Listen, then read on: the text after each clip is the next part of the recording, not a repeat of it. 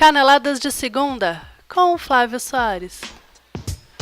Pela Copa do Brasil, o Palmeiras operou um verdadeiro milagre ontem no Allianz Parque, enquanto que o Grêmio comemorou mais uma goleada em casa. Pela Copa Sul-Americana, o Corinthians não tem do que reclamar do resultado de ontem contra o Patriotas, diferente da Chape, que marcou mais um X na coluna de derrotas da temporada. Eu sou o Flávio Soares e minhas caneladas de segunda para o site ganhador.com começam agora! Depois de embalar uma boa sequência no Campeonato Brasileiro, o Palmeiras recebeu o Cruzeiro ontem no Allianz Parque pela partida de ida das quartas de final da Copa do Brasil e quase matou a torcida do coração no primeiro tempo. Foi um pesadelo. Com gols de Thiago Neves, Robinho e Alisson, a equipe mineira dominou o primeiro tempo e mandou o Verdão às cordas. Com o 3-0 no placar, o segundo tempo se mostrava um passeio no Parque para a Raposa. Longe disso, o Palmeiras voltou com uma postura completamente diferente e em 20 minutos, com 2 gols de Dudu e um de William, a sina do ex-jogador ontem valeu para os dois clubes, né? Porque o Robinho também marcou e tal. Curiosamente, os dois envolvidos na troca, né? Mas enfim, o William empatou o duelo e o Palmeiras se manteve vivo na Copa do Brasil. Foi um jogo vibrante, digno da grandeza dos dois times e que promete muito na grande decisão em Minas, no próximo dia 26 de julho. O Cruzeiro vai jogar pelo empate, em 0-0 ou 1-1 ou até 2-2. O 3-3 leva o jogo para os pênaltis e do 4-4 em diante a vaga vai ficar com o Palmeiras. Uma vitória simples classifica qualquer um dos dois times e eu garanto que não vou marcar nenhum compromisso para a noite do próximo dia 26. Esse jogo eu não perco. E quem também não perdeu foi o Grêmio. Depois de fazer um jogo espetacular contra o Corinthians pela 10ª rodada do Brasileirão e levar a pior jogando em casa, o tricolor gaúcho não se abalou não, e pela Copa do Brasil aplicou uma goleada para cima do Atlético Paranaense, 4-0. O resultado põe fim à recente série invicta do Furacão no Brasileirão. Foram precisos apenas 32 minutos no primeiro tempo para que o Grêmio matasse o jogo e seguisse para o vestiário com a vantagem de 3-0 no placar. Barrios marcou 2 vezes e o Kahneman marcou 1.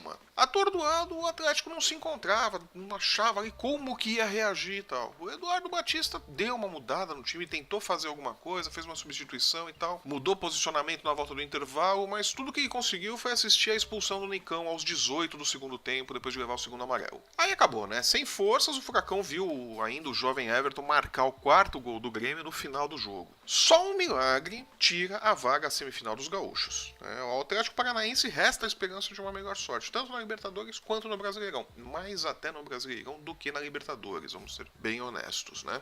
O Flamengo é outro time que também deixou a classificação muito bem encaminhada. Vencendo o Santos na Ilha do Urubu por 2-0, o rubro-negro pode perder por até um gol de diferença no jogo de volta, no dia 26 de julho, que estará classificado. E o resultado ficou barato pro Peixe, que foi salvo pelo menos 4 oportunidades pelo goleiro Vanderlei. Esta é a segunda partida seguida em que o Santos, que estava se recuperando, não joga bem. Vamos ver como o time se comporta na 11ª rodada do Brasileirão neste final de semana.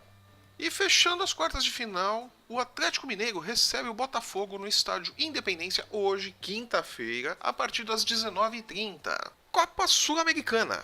Em um jogo tecnicamente ruim e com um time misto, o Corinthians viajou até a Colômbia para enfrentar o fraco Patriotas, que conta com o bom Gomes no elenco. Num campo ruim e sem muita imaginação, o alvinegro entregou a bola para o adversário e ficou preguiçosamente esperando uma oportunidade para conseguir um contragolpe ali que resolvesse a partida. Como não tem nada a ver com o jeito de jogar do Corinthians, o Patriotas tratou de sair na frente logo aos 30 minutos com o Gomes, o melhor do time disparado. O Timão voltou um pouquinho mais ligado no segundo tempo, mas as alterações do time titular, o Jô, o Jadson, o Arana e o Michael não foram pro jogo, né? Quer dizer, o Arana até foi, mas ficou no banco, não entrou em campo. E o péssimo gramado, alto, fofo, que dificultava o toque de bola, atrapalharam ao máximo a tarefa de se conseguir um empate, que só veio aos 46 minutos do segundo tempo, com o Balbuena finalizando um cruzamento do Fagner numa jogada iniciada pelo próprio Balbuena no meio de campo, né? O Balbuena passou pro Fagner, correu para a área e finalizou o cruzamento de cabeça. Foi um belo gol, foi uma boa jogada, acho que foi a única boa jogada do Corinthians no jogo todo, diga-se de passagem. De todo modo, o resultado foi ótimo. O Corinthians se classifica com um 0-0 em casa no jogo de volta. Um novo 1-1 leva para os pênaltis e qualquer vitória simples classifica o vencedor.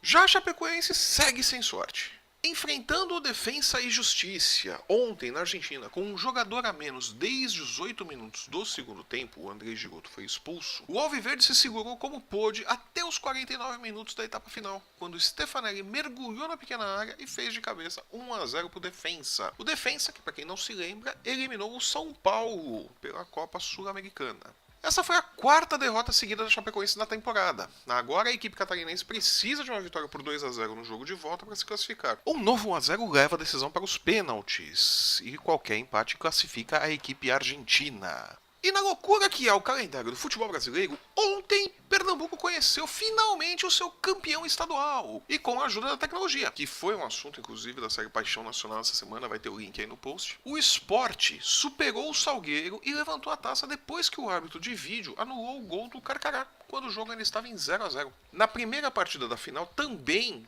teve o auxílio do árbitro de vídeo, que também atuou e foi ele que confirmou o pênalti para o Salgueiro, que garantiu o empate em 1-1 lá na Ilha do Retiro. De todo modo, o título ficou com o Sport. É o primeiro título do Professor Luxemburgo lá no Sport, que aí chegou prometendo títulos, já conseguiu um. O professor falou, tá falado, né? Vamos ver agora como que o agora campeão pernambucano Sport se comporta no Campeonato Brasileiro, né? E parabéns para o uso do árbitro, o árbitro de vídeo, que está ajudando aí, pelo menos, a esclarecer lances duvidosos, gols regulares ou não, o que já ajuda bastante, né? É um pouco anticlimático, para o jogo para ver vídeo e tal e coisa, mas é melhor, em termos de justiça, pelo menos, é um resultado melhor. Eu prefiro assim. E estas foram as minhas caneladas de segunda para o site ganhador.com. Siga-nos nas redes sensuais, curta a nossa página no Facebook, siga o nosso Twitter, acompanhe o nosso Instagram e assine o nosso canal no YouTube. Sim, temos caneladas no YouTube! Para você que não sabia, nós estamos lá também. Assine o nosso canal e acompanhe as caneladas pelo YouTube. Deixe o seu joinha, o seu comentário, a sua crítica. Mande-nos flores e diga que nos ama. Vamos interagir, converse conosco. Diga o que você gosta, o que você não gosta no nosso programa e vamos melhorar as caneladas sempre. Eu volto na próxima segunda-feira com o resumo da 11ª rodada do Brasileirão. Até lá!